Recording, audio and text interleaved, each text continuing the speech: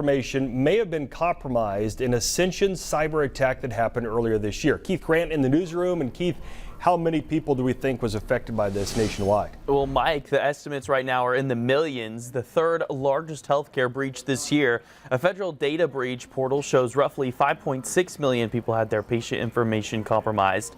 That data breach notification states the breach happened on February 29th of this year.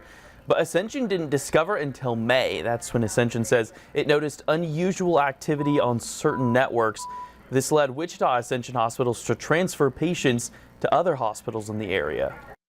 Considering the number of individuals that are affected, I would say it is a category 1 level data breach, because we're talking about 5.6 million individuals getting impacted. Now, a Category 1 breach means there was a breach of restricted data like your name, credit card information, or even your social security number. Ascension shared on its website that if this cyber attack impacted you, you can expect notification from the company in about 2 to 3 weeks. Mike? All right, thanks, Keith.